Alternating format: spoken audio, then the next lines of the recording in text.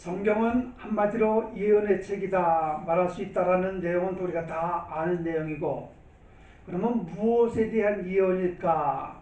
이것에 대한 것도 아는 내용이죠.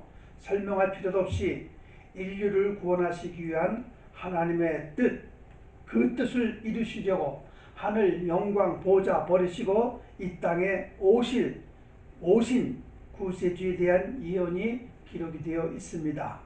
그래서 오실 예수에 대한 예언이 기록된 구약 성경, 오신 예수에 대한 것을 기록한 신약 성경, 그리고 재림주로 다시 오실 예수에 대한 예언을 말씀하고 있는 요한계시록, 이것처럼 시간과 역사 속에 말씀하려는 예수, 이미 충분히 들어서 아는 내용이겠지만 100번, 1000번, 10,000번, 아니 생명 끝나는 그 순간까지 듣고 또 들어도 되는 예수님의 오심에 대해서 다시 한번 2018년 성탄 메시지로 전하려고 합니다.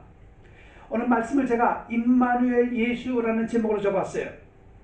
성경에는 임마누엘이라는 단어가 이사야 7장 14절에 그러므로 주께서 친히 징조를 너에게 주실 것이라, 보라 처녀가 잉태하여 아들을 낳을 것이요 그 이름을 임마누엘이라 하리라 해서 한번 말씀했고요. 그 다음에 그 뒤에 8장으로 가면요, 흘러 유다에 들어와서 가득하여 목에까지 미치리라, 임마누엘이여 그가 펴는 날개가 네 땅에 가득하리라 하셨느니라에 한 번 기록되어 있고요. 그리고 오늘 함께 봉독한 마태복음 1장 21, 22, 23절 그 속에서 한 번, 그래서 구약에 2번, 신약에 한 번, 모두 3번 임마누엘이라는 단어가 나옵니다. 임마누엘의 정확한 원어의 뜻은요, 히브리어로 임마누, 우리들과 함께 있다라는 그 단어와 엘이라는 건 하나님을 지칭한다고 여러분 말씀드렸죠. 신, 엘이라는 이 두 단어가 합쳐서 완성된 단어로서 하나님을 지칭하는 엘이라는 단어가 이것이 하나가 돼서 하나님이 우리와 함께 하신다라는 뜻을 가지고 있습니다.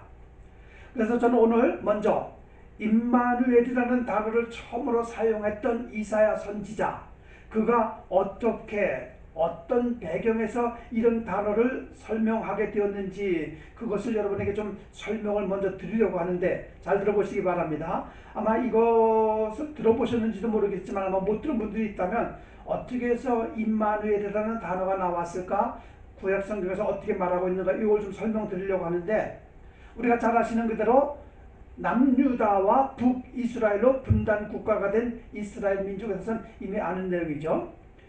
같은 민족임에도 불구하고 대한민국과 북한이 70년 넘게 각자의 통치권을 가지고 직간접적인 전쟁을 하고 있듯이, 역시 같은 민족이었던 북이스라엘과 남유다는 서로 전쟁을 하기도 하고 침략하기도 했는데, 오늘은 그 중에 하나 설명드릴게요.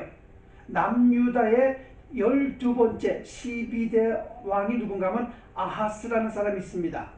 아하스 왕이 통치할 때 북이스라엘의 18대 왕이었던, 북이스라엘은 19명의 왕이 전부 다였었죠. 남쪽은 20명이었고, 그러니까 남쪽의 12대 왕 아하스가 통치할 때 북이스라엘의 18대 왕이었던 베가라는 사람이, 베가 왕이 이방 나라 아람이라는 나라의 아람 왕 르신과 동맹을 해서 남유다 아하스 왕을 침략하려고, 공격을 하려고 계획을 세웁니다. 그 소식을 듣고 두려움에 떨고 있는 거예요. 아하스 왕이 두려움에 떨고 있을 때 이사야 선지자가 찾아오죠. 이사야가 와서 이렇게 얘기를 해줍니다. 너는 삼가 종용하라. 아람 왕 르신과 르말리아의 아들이 심히 노할지라도 연기 나는 두 부직갱이 그루터기에 불과하니 두려워 말며 낙심하지 말라라는 말로 힘을 주고 격려를 합니다. 무슨 얘기인가 하면요, 그 두 나라가 동맹이 돼서 연합국이 돼서 너희 나라를 친다고 하더라도 그들은 소위 세상 말로 잽이 되지 않는다. 전혀 두려워할 필요 없고 염려 걱정하지 않아도 된다라는 말과 함께 또 이런 얘기를 추가해서 합니다. 만일 너희가 믿지 아니하면 정령이 굳게 서지 못하리라라고 이렇게 얘기하는 거죠. 믿어라. 하나님이 함께 하시기 때문에 믿어라. 믿기만 하면 된다. 그러나 너희가 믿지 않으면 너희들은 무너지고 패할 수밖에 없다.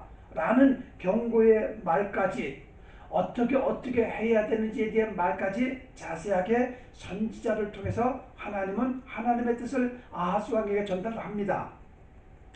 북이스라엘과 르신이라는 우상을 믿는 아람 국가, 이들이 두 나라가 연합하고 동맹해서 침략을 한다 하더라도 그들이 믿고 있는 것은 다 이방인들이 섬기는 우상을 믿는 믿음을 가지고 덤비는 것이지만 유다 왕 아하스는 전능하신 창조주 하나님을 믿는 믿음으로, 그렇기 때문에 전적으로 하나님을 믿고 의지하기만 하면 된다라는 확신을 주는 말씀인데, 이사야 선지자를 통해서. 그런데 그런 위로와 그런 경고의 말씀을 주었음에도 하나님을 믿는다고 하는 아하스 왕은 여전히 불신앙적이고 여전히 미직지근한 그런 반응을 보입니다. 그렇습니까? 그러면 내가 두려움 없이 믿겠습니다. 당당하게 나와야 되는데 오히려 그 말을 듣고도 움츠리고 있는 거예요. 그래서 드리고 싶은 질문이 하나 있어요. 이 상황 속에서 우리가 생각해야 될 것이 하나 있는데, 그게 뭔가 하면 여러분, 가장 어렵고 가장 힘들고 가장 불쌍하게 살아가는 자가 있는데 그게 누군지 아세요? 제가 아하스 왕을 보면서 이런 질문을 던져봤어요. 저 자신에게도 여러분에게도 던져보고 싶은 거예요. 누가 가장 불쌍한가 말이에요. 누가 가장 어려운가 말이에요. 가난한 자? 아닙니다. 병든 자? 아닙니다. 누가 불쌍합니까? 하나님을 안다고 믿는다고 하면서도 왜 나는 가난하냐고, 왜 나는 병들었냐고, 내 인생은 왜 이렇게 풀리지 않느냐고 원망이나 불평하는 자, 이런 자들이 불쌍한 자들이에요. 도대체 하나님을 어떤 대상으로 알고 있고 어떤 대상으로 믿고 있기에 문제 앞에 넘어지고, 환경 앞에 쓰러지고 그렇게 믿음이 약한지 말이에요.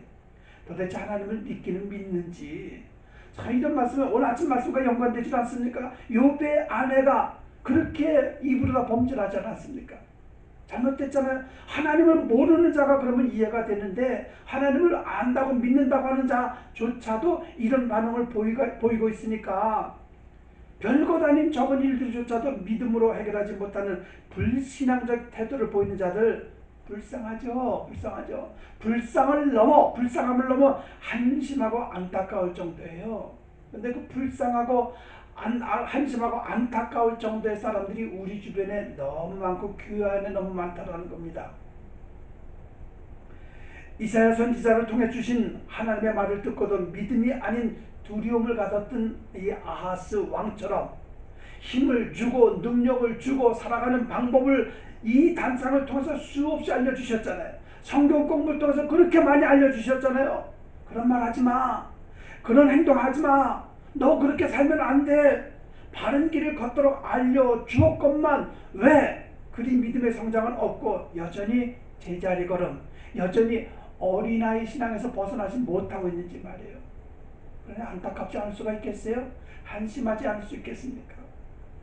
그런 내 자신에 대해서 스스로 자신을 질책하고 스스로 내 신앙을 점검해보고 해야 되는데, 도대체가 나를 돌아볼 생각을 하지 않는 거예요.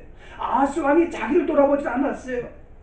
지금 저쪽에서 나를 죽이겠다고, 우리나라를 침략하겠다고 하는 그 속에서 그 소리를 듣고 두려워서만 하고 있지, 하나님이 살아계시고 내가 믿는 하나님을 믿겠다는 그 믿음이 없는 아하스 왕과 비슷하거나 똑같은 상황에 처해 있는 사람들이 오늘날 우리 주변에도 많다라는 겁니다. 그런 그들에게 말씀을 했잖아요. 아니다, 의지해라, 믿어라. 아무리 얘기하면 뭐합니까? 여전히 내가 옳고 여전히 자아도취에 빠져서 허우적거리고 있다 보니까 이게 믿음이 성장이 안 되는 거예요. 말씀드린 그대로 어린아이 신앙을 못 벗어나는 거예요. 이런 사람들은 뭐라고 할까요? 바위에 계란 던지기 시작이라고 얘기할까? 참 말 안 들어요. 말 안 들어요. 수년, 수십 년이 돼도 변하지 않는 나, 그런 내가 불쌍하고 한심하진 않은가 말이에요. 하나님은 아하스 왕에게 이렇게 말합니다. 너는 네 하나님 여호와께 한 징조를 구하되 깊은 데서든지 높은 데서든지 구하라라고. 이게 무슨 얘기야? 어떻게든 하나님을 더 의지하라는 거예요. 하나님께 더 나아가라는 거예요. 그런데 어떻게 반응이 어떻습니까? 아하스가 가로되 나는 구하지 아니하겠나이다. 나는 여호와를 시험치 아니하겠나이다. 이게 지금 이사야서 16장 얘기거든요. 지금. 도대체 교만한 것인지 어리석은 것인지, 아니 무슨 배짱으로 하나님을 의지하지 않겠다는 것인지, 어떤 믿을 구석이 있는 것도 없을 것 같은데 말이에요. 자, 그런데 문제가 있어요. 이 문제가 뭔가 하면 이게 이런 모습이 아하스만의 문제가 아니다라는 겁니다. 하나님을 믿는 한 나라의 왕이 어떻게 그럴 수가 있습니까? 손가락질 할 수 없는 게 그뿐 아니라, 아하스 왕뿐 아니라 우리 인류 역사 속에 수많은 사람들이 지금 21세기에 살고 있는 우리까지 포함해서 여기에 해당되는 사람들이 너무도 많다라는 겁니다. 생각해봐요. 하나님을 떠나서 할 수 있는 것이 무엇 있겠으며, 하나님을 의지하지 않고 믿을 만한 대상은 또 누구 있겠으며, 도대체 무엇을 믿고 누구를 바라보고 이 험한 세상 살겠다는 것인지 한번 여러분 스스로가 한번 답을 해보세요. 하나님 없이도, 하나님을 떠나서도 교회를 멀리하고 예배를 멀리해가면서도 내가 살 수 있습니다. 내 원하는 것들을 얻을 수 있습니다. 자신 있고 당당하게 말할 수 있는 것들이 있다면 좀 알려주셨으면 좋겠어요. 교회를 다니면서도 믿음을 빼버리고 여호와 신앙대로 살겠다는 의지가, 생각이 없이 살아가는 자들, 이 세상의 생활은 그렇다 치더라도 단 한 번뿐인 인생을 눈에 보이고 손에 잡히는 것만을 위해서 살기에 바쁘다 보니 영원한 삶, 죽음 뒤에 대한 무지 속에서 살고 있는 나는 아닌지 말이에요. 하나님은 아하스 왕에게 적군과 싸우기 위해서 하나의 징조를 구하실 것을 요청했습니다. 그리고 아하스는 거절을 했습니다. 그 이유가 있어요. 그 이유가 뭔가 하면 병행구절이라고 하는 열왕기하 16장 7절과 9절에 의하면은요, 아하스가 하나님을 의지하지 아니하고 누구를 의지하는가 하면요, 이방나라 아수르 왕 디글랏 빌레셀이라는 사람에게 은과 금을 주고 뇌물을 주고 도움을 청하게 됩니다.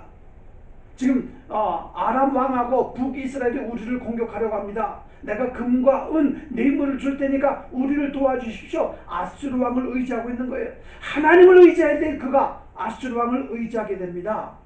그리고 아수르 왕은 그 뇌물을 받고 결국은 전쟁을 하게 해서 이기게 되죠. 그래서 승리는 했지만 이거예요. 승리하면 무엇합니까? 그렇죠? 이미 마음은 하나님을 떠난 상태였고, 그것뿐이 아니에요.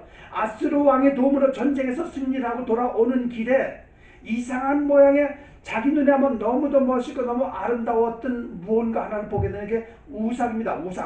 우상을 보고 그 우상을 돌아와서 그 당시에 제사장이 있었는데 제사장 이름이 우리야예요.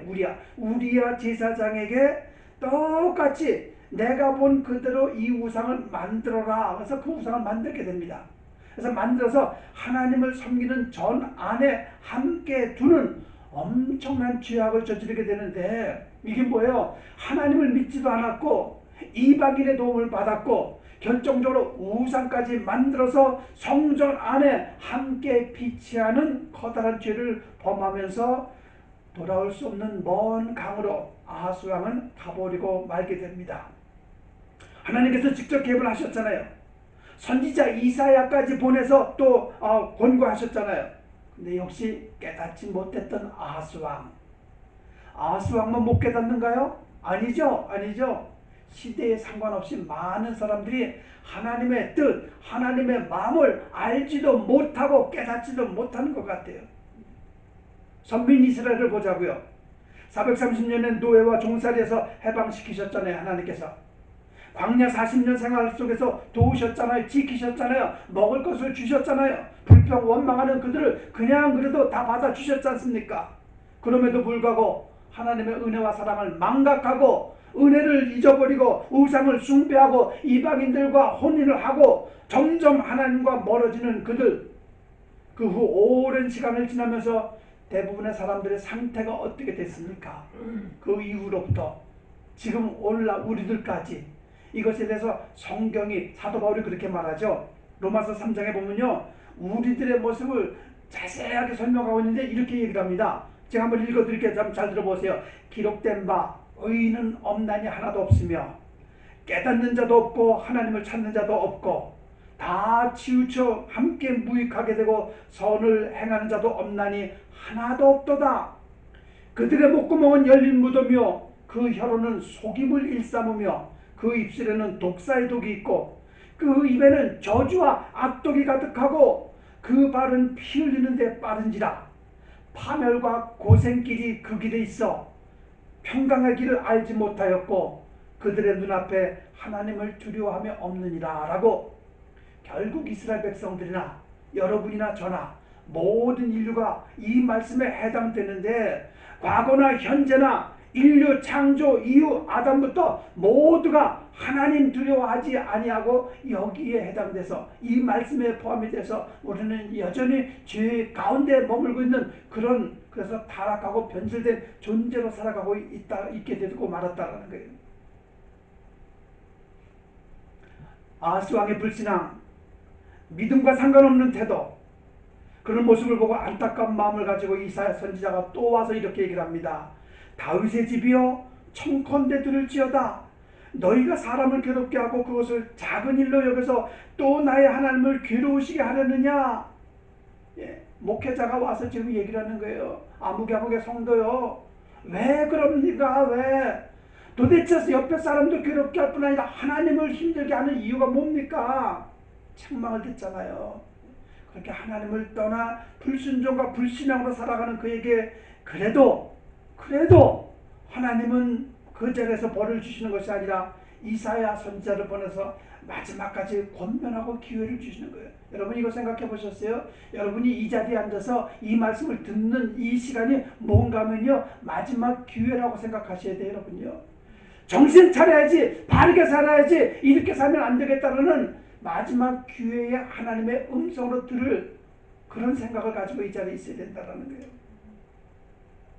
전쟁에서 이기고 구원받을 수 있는 징조를 구하지 않던 아하스에게, 그리고 세상적이고 육신만족주의로 살아가는 모든 인류에게 주신 하나님의 말씀이 있죠. 그 당시나 후대 사람들에게 절대적으로 필요한 말씀인데 뭔가 하면 어떤 징조를 구해라고 했잖아요. 근데 외면했고 거부했던 아하스 왕에게 이사야 선지자가 엄청난 예언을 하지 않습니까? 모든 인류에게 주는 축복의 예언을 하지 않습니까? 그게 뭐예요? 그러므로 친히 징조로 너희에게 주실 것이라. 보라, 처녀가 잉태하여 아들을 낳을 것이요 그 이름을 임마누엘이라 하라 라는, 인류 구원을 위해 오실 구세주는 처녀의 몸을 가지고 탄생하실 것을 예언한 말씀이 바로 그것이고, 그 예언 그대로 메시아 구세주는 오늘 우리가 함께 봉독한 마태복음 말씀 그대로 보라, 처녀가 잉태하여 아들을 낳을 것이요 그의 이름을 임마누엘이라 하리라 하셨으니, 이사야 선지자가 예언한 그 말씀 그대로 토시 하나 안 틀리고 지금 마태복음에 기록되고 있고, 그 예언대로 오신 메시아, 하나님이 우리와 함께 하신다는 예언의 성취로 임마누엘이라는 이름으로 오신 하나님의 아들 예수, 그분의 오심은 하나님이 살아계셨다는 것을 증명하는 확실한 증거이기도 하고요, 모든 인류에게 가장 기쁜 소식이 되기도 하고요, 에덴 동산에서 물려받은 원죄는 물론이고 매일같이 밥 먹는 것보다 더 많은 죄를 몇십 배 더 많은 죄를 짓는 자범죄까지 포함하고, 그리고 또 어렸을 때도 성인이 돼서도 어제나 오늘이나 작년에 지은 거 올해나 지은 죄를 또 짓고 지은 죄를 또 짓는 고범죄까지 그 누구도 해결할 수 없는 더럽고 추한 씻을 수 없는 죄를 용서받을 수 있는 단 하나의 길을 만드시기 위해 하나님은 예수를 보내셨고, 예수님은 하늘 영광 보좌 버리시고 이 땅에 오시게 됩니다. 이게 바로 우리 성탄절 아니겠습니까? 구세주 예수. 예수라는 이름의 뜻이 뭐예요? 예수라는 이름 아십니까 여러분? 예수라는 이름의 뜻이 오늘 본문 21절이 예수님의 뜻이에요. 21절 뭐라고 말하죠? 아들 낳으리니 그 이름을 예수라 하라. 이는 그가 자기 백성을 그들의 죄에서 구원할 자이심이라 하니라. 이 말씀대로 자기 백성을 그들의 죄에서, 뭐예요? 나는 내가 지은 죄가 있어요. 여러분은 여러분이 지은 죄가 있습니다. 전 세계 인류는 각자 개인적으로 자기들이 지은 죄가 있습니다. 그 죄에서 구원하시기 위해서 예수가 오셨다라는 거예요. 그러니까 뭐예요? 지난주에도 언급했듯이 예수 믿는 궁극적인 문제는 죄와 죽음 문제를 해결하기 위함이지, 그저 이 땅에서 잘 먹고 잘 살고 성공하고 출세하고 건강하게 장수하다가 자녀들이 다 잘되고 세상적 관점에서 얻어지는 복 개념이 아니다라는 거 우리가 바르게 알아야 된다는 거예요. 하나님은 우리와 함께 하신다는 뜻의 임마누엘, 바로 그겁니다.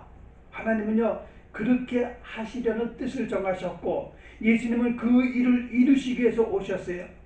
약 600여 년 전에 예언된 메시아의 오심은 오늘 본문 21절 말씀 그대로 이 모든 일이 된 것은 주께서 선지자로 하신 말씀을 이루려 하심이니라. 선지자 이사야를 통해서 하신 말씀을 이루려 하십니다. 서론에 말씀드린 그대로 성경은 예언의 말씀이고 예언의 말씀들이 성취되었고 그리고 앞으로도 이루어질 것이기 때문에 여러분과 제가 그 말씀을 믿는 믿음을 가지고 살아야 된다는 거예요. 그런 믿음으로 살아가는 자들, 임마누엘로 오신 예수가 구세주요 메시아이심을 증거하고 전하는 복음 전도자에게 뭐라고 말합니까? 마태복음 28장에 볼지어다 내가 세상 끝날까지 너희와 함께 하시겠다는 추가 약속까지 하셨고요. 사도행전 18장 10절에 내가 너와 함께 있음에 어떤 사람도 너를 대적하여 해롭게 할 자가 없을 것이니라고 성경에 가장 많이 등장하는 단어 중에 하나가 함께라는 단어입니다. 내가 너와 함께 하겠다. 이게 무슨 말인가 하면요, 오신 임마누엘 예수를 믿는 모든 자들, 믿음의 대상을 분명하고 정확하고 그리고 담대하게 믿는 자들에게 그 누구도 그 무엇도 결코 해하지 못할 것이라는 그 말씀을 가지고 힘을 주시는 거예요. 무슨 얘기예요? 내가 너를 돕겠다, 내가 너를 보호하겠다, 내가 너를 지키겠다. 그래서 이제 우리는 오신 메시아가 임마누엘 우리와 함께 해주신다는 이 생명의 말씀을 믿는 믿음을 가지고 세상도 이기고 문제도 이기고 질병도 이기고 환경도 이기는 그런 승리자가 되어야 된다는 거예요. 예수를 믿는다고 하면서도 쉽게 넘어지고 쉽게 쓰러지고 그 예수 잘못 믿는 거 아니겠어요? 예수를 안다고 믿는다는 것이 무엇인지 내 생활 속에서 보여줘야 된다. 이거 수도 없이 제가 외쳤단 말이에요. 내가 예수 믿는 자라는 거 보이라니까요. 알리라니까요. 입으로만 나 예수 믿어, 입으로만 믿어 그렇게 하지 말고 어려울 때 힘들 때 문제를 만났을 때 믿는 자답게 언행을 조심해서 할 줄 알아야 된다라는 거예요. 오신 예수를 제대로 믿어야 뭐가 생깁니까? 부활신앙을 믿어지게 될 것 아니겠어요? 그렇죠? 오신 예수님도 제대로 못 믿으면서 어떻게 부활을 믿어요? 말도 안 되잖아요. 잠시 머무는 이 세상의 전부가 아니라 영원한 나라가 있다는 소망을 가지시고 사도행전 1장 11절에 이렇게 말합니다. 이르되 갈릴리 사람들아 어찌하여 서서 하늘을 쳐다보느냐? 너희 가운데서 하늘로 올려지신 이 예수는 하늘로 가심을 본 그대로 오시리라 하였느니라 라는 그 말씀 그대로 재림주로 오실 예수를 기다리는 믿음을 가지고 살아야 하는 여러분과 제가 되어야 된다는 겁니다. 그래서 하늘되는 영광이고 저에게 여러분에게 온 인류에게 기쁨이 되는 메시아 임마누엘 예수의 오심을 진심으로 환영하며 감사하며 크신 일을 이루신 하나님의 이름을 높이고 찬양하며 영광을 돌리는 이 한 주간 될 수 있는 여러분 모두가 되시기를 주님의 이름으로 축원드리겠습니다. 기도하겠습니다.